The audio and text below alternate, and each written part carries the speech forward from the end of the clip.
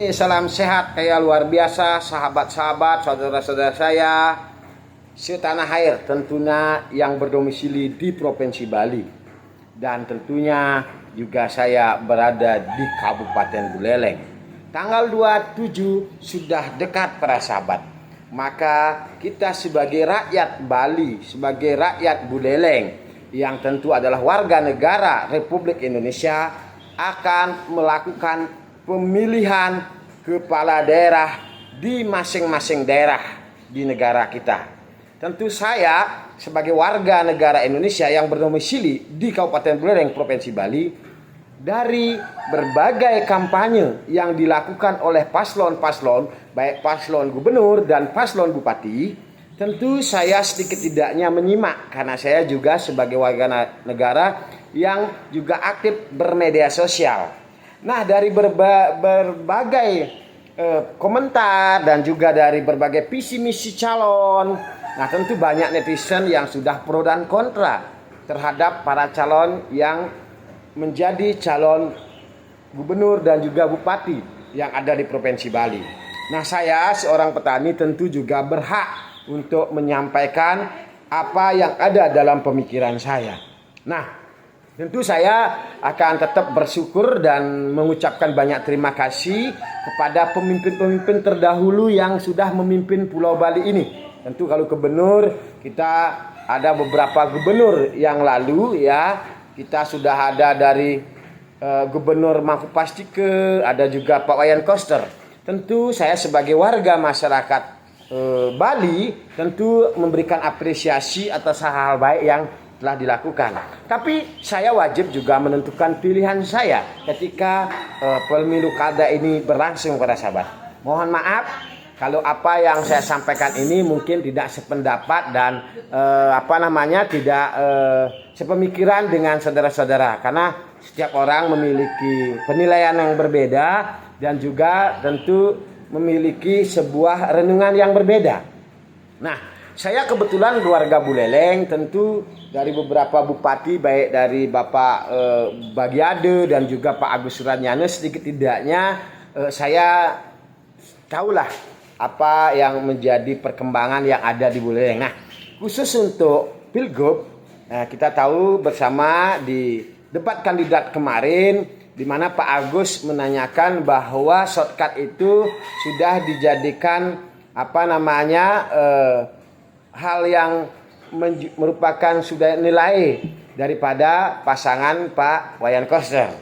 Nah, tentu di sini saya sebagai masyarakat Bali, dengan satu jalur kemarin antara Pak Koster dengan Pak Agus Suranyana ketika menjadi bupati, tentu apa yang dilakukan dan dirancang baik pemerintah pusat, pemerintah daerah dan juga pemerintah kabupaten tentu berjalan mulus para sahabat.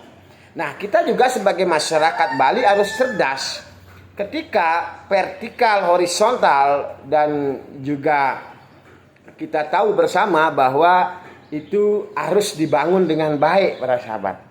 Vertikal, horizontal juga harus dibangun dengan baik.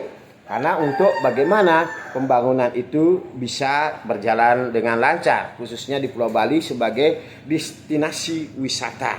Nah, para sahabat, hari ini saya membuat video ini tentu renungan saya pribadi terkait dengan saudara-saudara mau pilih calon 01 atau 02, itu hak saudara-saudara, karena kalau hanya satu pilihan kita tidak berdemokrasi namanya. Karena dengan adanya pemilihan lah kita mencerminkan bahwa kita sebagai rakyat warga negara yang menjalankan proses demokrasi yang baik. Beda pilihan tentu adalah sah dan wajar. Tapi ketika usai pemilihan ini kita tetap menjadi warga negara Indonesia dan juga kita berdomisili di Pulau Bali tentunya para sahabat. Nah, dari sana saya punya pemikiran dan mungkin saya salah satu warga negara Indonesia yang mengikuti pemilihan kepala daerah di Provinsi Bali untuk pemilihan gubernur. Saya condong ke yang satu jalur. Satu jalur bagaimana? Karena satu jalur sudah terbukti. Nah, dulu kalau masalah shortcut, saya sendiri sebagai warga Buleleng tentu juga sering menonton, mendengar ada beberapa media sosial waktu dulu, yaitu ada namanya Radio Guntur dan juga kita sering nonton Bali TV. Nah, pembangunan shortcut itu tentu tidak bisa dibangun secepat kilat seperti petir ataupun kita makan cabai. Nah, tentu di sini saya juga sedikit berikan apresiasi kepada mantan Bupati Buleleng Pak Agus Suradjana, walaupun beliau tentu tidak sempurna, banyak juga hal-hal yang tidak bisa memuaskan masyarakat Buleleng ketika beliau memimpin 2 periode di Buleleng. Tentu tapi pada saat itu ketika satu jalur dengan Pak Wayan Koster sebagai Gubernur Bali, program seperti shortcut dan yang lainnya yang skala nasional itu bisa berjalan cepat. Nah, memang dari segi kalau saya tidak salah dengar pada saat debat kemarin, dari studi kelayaan tahun 2013 itu untuk shortcut itu sudah dilakukan dan master plan-nya itu selesai kalau nggak salah saya dengar dari Pak Agus itu tahun 2016. Nah, tentu itu tidak semudah apa yang dibicarakan oleh Pak Wayan Koster setelah dilantik langsung eksekusi. Memang saya dengar waktu debat itu, walaupun rencana ada, kalau tidak dieksekusi tidak mungkin akan terwujud. Betul juga yang dikatakan beliau Pak Wayan Koster. Tapi ketika kita mau mengeksekusi sesuatu, kalau tidak direncanakan, apakah bisa kita eksekusi? Nggak mungkin dong, tanpa kita berpikir dulu rencana yang kita lakukan dengan tahap apa mungkin kita lakukan dengan secepat kilat, tidak mungkin. Itu butuh proses panjang. Proses amdalnya dulu saya sebagai warga sedikit tidaknya tahu.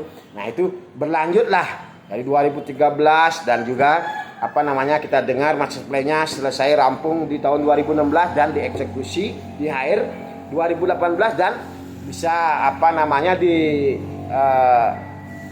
gunting pita sama Pak Wayan Koster setelah beliau melantik menjadi gubernur. Nah, tentu ini proses yang panjang.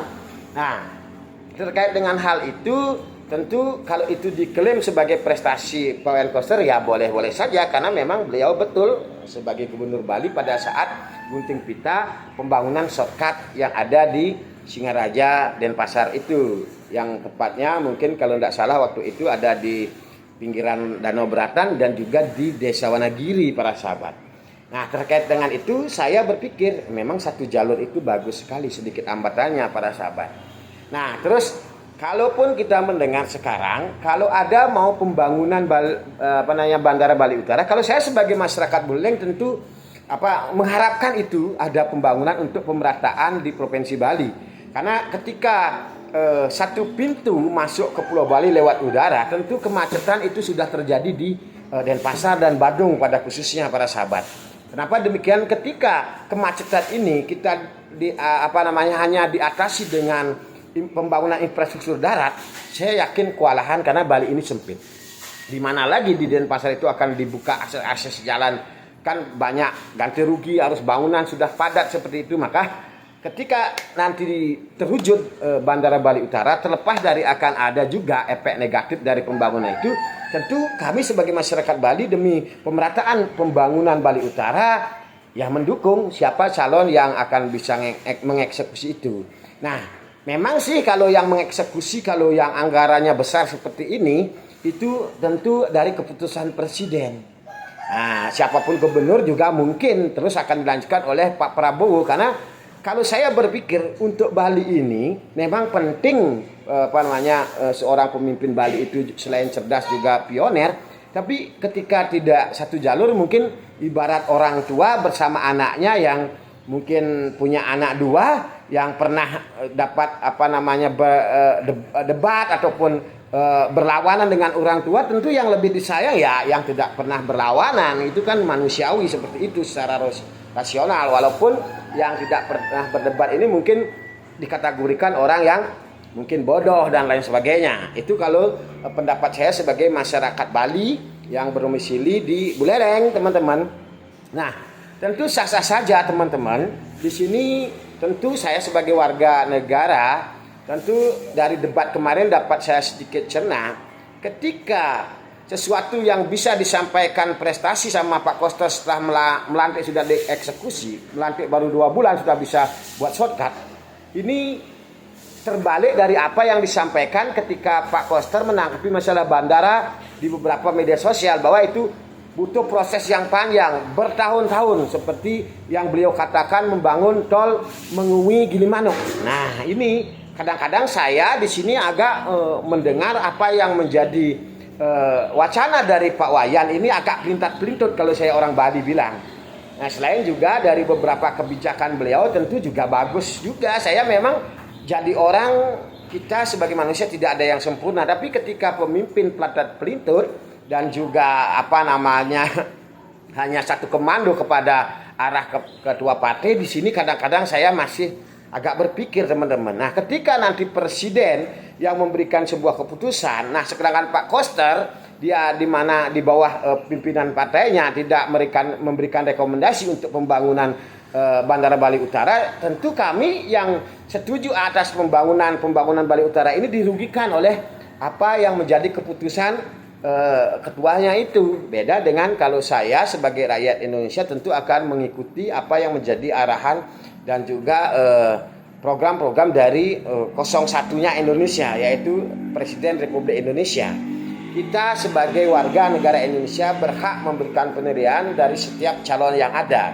Memang kalau saya pribadi, kita lihat memang seperti calon 01 belum ada pengalaman untuk memimpin, tapi tidak tertutup kemungkinan walaupun orang tidak memiliki pengalaman, ketika dia satu komando, mereka banyak yang akan memberikan arahan, dan arahnya jelas, satu jalur. Nah, kalau ibarat kita berjalan di jalan raya, antara jalan 2 jalur dan juga 1 jalur, memang sedikit hambatan kalau 1 jalur. Ini teman-teman, kita masyarakat Bali harus lebih berpikir secara logika. Terlepas dari sudah banyak yang sudah dilakukan oleh Pak Wayan. Nah, mungkin generasi muda juga dikasih untuk proses bagaimana memimpin Bali ke depan yang lebih energik. Walaupun memang setiap pemimpin itu dibutuhkan sebuah pengalaman. Tapi saya yakin dengan pengalaman misalnya 01 sudah menjadi ketua partai di Bali, tentu sedikit-tidaknya sudah sedikit punya pengalaman di bidang birokrasi, baik politik dan lain sebagainya. Nah, saya yakin beliau-beliau berdua ini adalah putra-putra daerah Bali yang sangat luar biasa. Semua bagus sebenarnya dari sisi baik dan buruknya, tapi saya sebagai masyarakat Bali tentu akan memilih yang 1 jalur yang sedikit hambatan ketika kita membuat proyek-proyek yang besar. Dan saya juga ucapkan banyak terima kasih, mudah-mudahan pemimpin ke depan lagi melakukan program Pak Made Mangkupacike, walaupun beliau diklaim kadang-kadang tidur pada saat dia di DPD dan lain sebagainya, tapi kalau saya sebagai masyarakat menengah ke bawah merasakan bahwa program Pak Mangkupacike itu menyentuh masyarakat. Beda dengan program-program yang sekarang. Nah, kenapa saya bilang program itu masyarakat? Ada si Mantri itu dikasih kelompok-kelompok tani. Nah, itu programnya bagus sekali. Nah, walaupun ya beberapa persen masih berjalan si Mantrinya dan beberapa persen juga sudah tiada. Yang jelas pemimpin itu sudah mampu memberikan sebuah program pemberdayaan masyarakat. Nah, itu tergantung dari masyarakat yang dikasih program bantuan tersebut. Karena si Mantri juga dikasih sapi dan sebagainya, ada gerbang sadu. Dan yang saya salut sama Pak Made Mangkupacike adalah program kesehatan gratis Bali Mandara. Nah, ini luar biasa ketika pada saat itu kita bawa KTP orang Bali sudah tidak bayar di rumah sakit. Nah, walaupun pelayanannya tidak seperti kita pasien umum, misalnya obat dan lain sebagainya. Ya, tentu saja kalau program itu adalah yang merasa diuntungkan ya masyarakat yang menengah ke bawah. Beda dengan masyarakat yang menengah ke atas, tentu mereka sudah punya materi, bisa beli obat yang lebih mahal dan mungkin lebih berkelas. Nah, tapi orang miskin kalau ada yang membantu itu akan lebih bermanfaat daripada kita membantu orang yang kaya, para sahabat. Oke, para sahabat, cukup begitu dulu hari ini renungan saya seorang petani dari Singaraja Bali. Nah, tentu ada beberapa juga statement bahwa ketika ini calon wakil gubernur 02 ini kita dengar ada blokir case dan lain sebagainya. Nah, itu juga masalah case tidak hanya senantiasa itu berada di kebijakan kabupaten. Kita tahu juga itu berada di kebijakan provinsi.